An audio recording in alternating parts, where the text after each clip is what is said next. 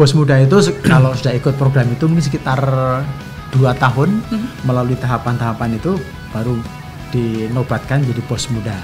Nah, model seperti ini akan kami replikasi ke beberapa kabupaten seluas-luasnya di seluruh Indonesia agar semakin banyak kayak Rian-Rian ini di daerah, bukan di pusat gitu. Kalau di pusat saja pasti cakupannya sangat terbatas.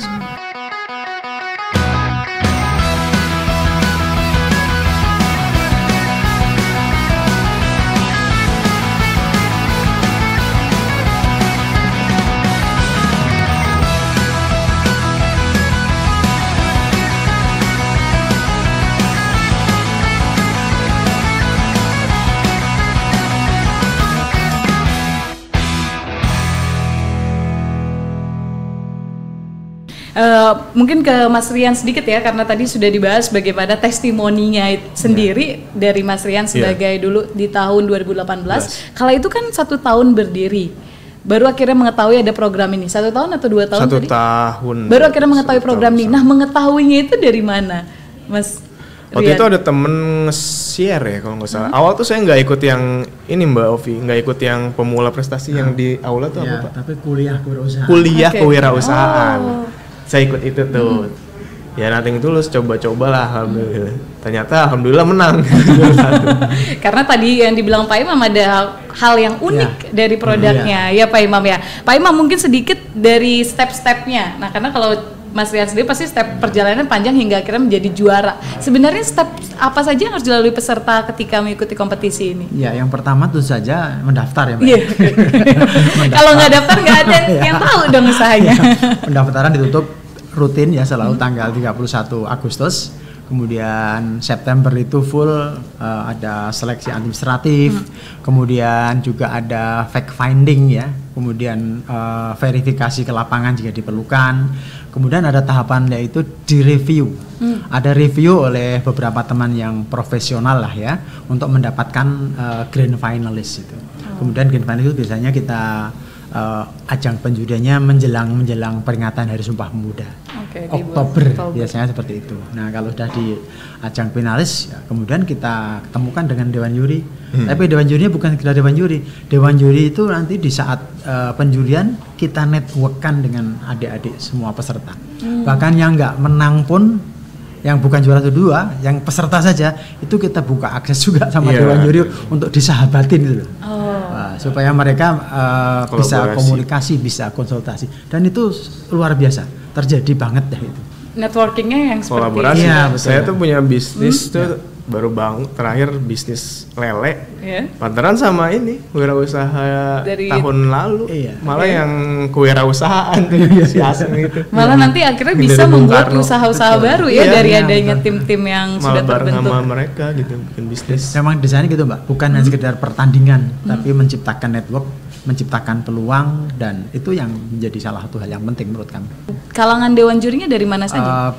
Profesi bisnis ya, kemudian ada bisnisnya juga sangat spesifik ya, karena ini sesuai dengan kategori, ada sociopreneur, ada technopreneur, ada industri kreatif, ada religiopreneur, maka dewan jurinya harus memenuhi kriteria satu. Dan mungkin dari akademisi, kemudian dari para pengusaha, juga dari kalangan pemerintah lah ya, supaya mendapatkan perspektif impact policy yang dibutuhkan seperti apa gitu-gitu. Oke, sangat beragam latar belakang dewan juri. Ya. Tentu ini memberikan perspektif baru untuk Mas Rian selama kompetisi yang lalu. Bagaimana Mas Rian?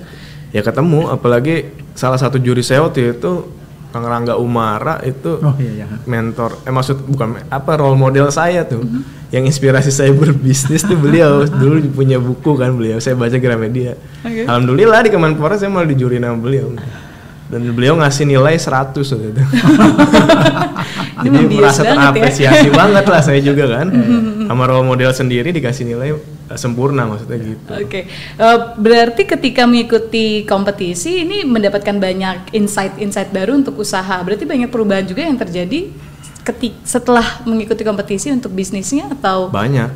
Contohnya dari segi networking apa? Pasti. Networking, terus kita juga kan bisa itu sih networking yang paling utama. Kemudian juga ya pasti ketika saya dapat penghargaan tersebut kan mau nggak mau kredibilitas bisnis saya naik dong, ya kan. Ketika sudah naik itu orang akan lebih meningkatkan trustnya mereka kan. Apalagi saya distribusi menggunakan keagenan dan reseller. Ketika melihat ada juara 1 wirausaha muda pemula prestasi nasional kali kan dari Kemenpora, ya mereka akan lebih percaya sama bisnis kita gitu loh. Terus di sisi lain secara personal branding kita ya naik juga lah gitu.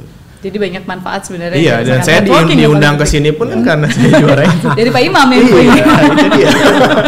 Bener juga sih promo jadi ya. Saya juga rekomendasi karena kinerja dia kan. Iya, benar.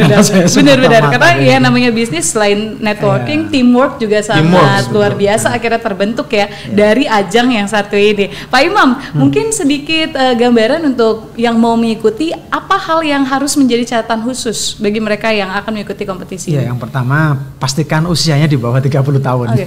Biar jadi bos muda ya. Di atas 16 tahun. Kemudian bisnisnya maksimal 3 tahun lah berjalan. Kemudian memiliki kreativitas dan inovasi, nanti akan ketahuan pada saat penjurian. Kemudian profil bisnisnya sangat prospektif ke depan ya. Kemudian menjanjikan keberlangsungan. Tetapi juga yang penting juga pada saat penjurian itu harus mampu menyampaikan sesuatu dengan singkat tetapi keren gitu. Seperti inilah anggap aja pitching desk gitu. Betul. Pada saat kita penjurian anggap aja sebagai ketemu dengan calon investor. Sehingga kita betul-betul meyakinkan dengan apa adanya. Itu sih, dan ya gitulah gitu. Dan yang penting siap saing ya. Simpel aja. Karena networking akan terbuka. Betul. Iya, itu yang paling penting. Urusan menang atau kalah sebenarnya belakangan. Networking yang nggak bisa dibeli. Tips buat teman-teman yang mau pas banget. Tipsnya gimana tuh Rian? Tipsnya ya, action dulu aja, apply dulu. Lagian kalau kalian ya pada akhirnya ya kalau lolos alhamdulillah, kalau enggak juga nggak rugi kan. Ya setidaknya kalau kalian nggak lolos pun kalian setidaknya ketika mau masuk Kemenpora itu kan daftar kan pasti kan kalian harus benar-benar ngelihat, ngonsepin lagi, lihat lagi apa sih visi misi bisnis kamu, mempersiapkan presentasinya, dan presentasi itu ketika kalian udah siap meskipun pada nantinya nggak lolos itu kan bisa dibawa kemana-mana ya kan, bahkan buat bisnis kalian sendiri, mungkin nanti ketemu investor kata Pak Imam tadi kayak gitu sih. Pokoknya mulai aja dulu ya. Agar kita juga sama-sama meningkatkan nantinya bisa dibilang mandiri secara ekonomi dari wirausaha muda ini. Pak Imam, mungkin sedikit dari Pak Imam, kalau tadi Mas Rian udah kasih tips, dari Pak Imam sendiri ada nggak tips untuk mereka di luar sana? Ayo rame-rame kita mendaftar, adik sekalian mendaftar ke ajang wirausaha muda berprestasi dan penggerak wirausaha berprestasi untuk supaya kita menjadi berarti buat sesama manusia. Betul. Oke, dan kita bisa menjadi job creator. Seperti visi dan misi yang ada di Indonesia. Wah, obrolan yang menarik ini tentu saya bersama Pak Imam dan Mas Rian. Terima kasih sudah mau diajak ngobrol mengenai pengalaman, lalu juga bagaimana ajang ini nantinya bisa memicu wirausahawan muda di luar sana, khususnya di Indonesia. Karena 2030 kita bonus demografi harusnya meningkat ya, banyak job creator. Dan melalui ajang ini menjadi salah satu langkah untuk Sobat Antara semua kita sama-sama mulai aja dulu seperti kata Mas Rian, karena nantinya kita bisa mendapatkan insight-insight yang positif. Dan tentu saja kami berharap semoga obrolan edisi Berisik kali ini bisa memberikan pandangan baru dan tentunya bisa bermanfaat. Jangan lupa untuk mencari tahu informasi menarik lainnya tentang Antara di antaranews.com dan juga di portal, ada di Spotify, lalu juga ada di YouTube. Dan untuk kegiatan ini jangan lupa untuk mencari tahu lebih lanjut di account official dari Kemenpora. Sampai berjumpa di episode selanjutnya. Bye!